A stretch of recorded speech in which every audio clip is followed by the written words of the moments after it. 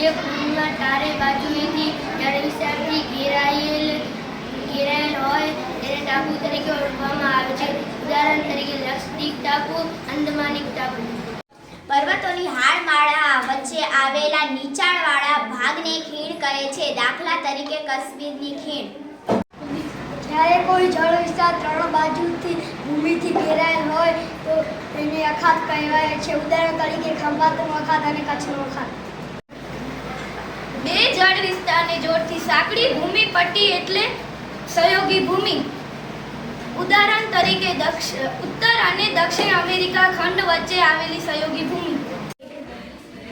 આ છે દ્વિકલ્પ. જે ભૂમિ ભાગની ત્રણ બાજુ સમુદ્ર અને એક બાજુ જમીન વિસ્તાર જોડાયેલો હોય તેને દ્વિકલ્પ કહેવાય છે. દાખલા તરીકે દક્ષિણ ભારત અને સૌરાષ્ટ્ર. આ છે સમુદ્ર ધુની. બે જળ વિસ્તારોને જોડતી સાંકડી જળ પટ્ટીને સમુદ્ર ધુની કહે છે. ઉદાહરણ તરીકે ભારત અને શ્રીલંકા વચ્ચે આવેલી પાલકની સમુદ્ર ધુની. આ છે ભૂસી. ભૂસી એટલે ભૂમિનો લંબાતનો છેડો જે જળભાગમાં ફેલાયેલો હોય છે. દાખલા તરીકે કન્યાકુમારી અને કેપ ઓફ ગુડ હોપ.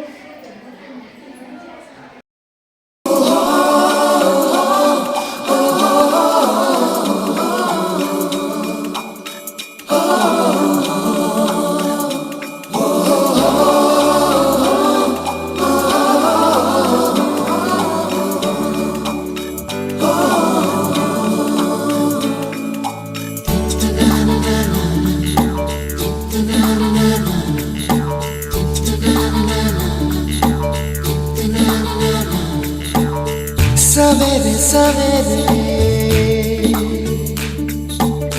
यारों से मिलने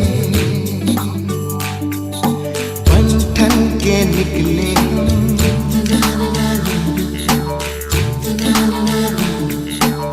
सवेरे सवेरे यारों से मिलने घर से दूर चले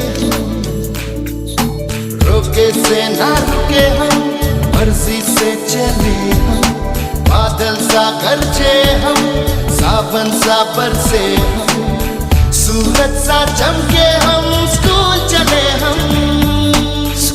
चले हम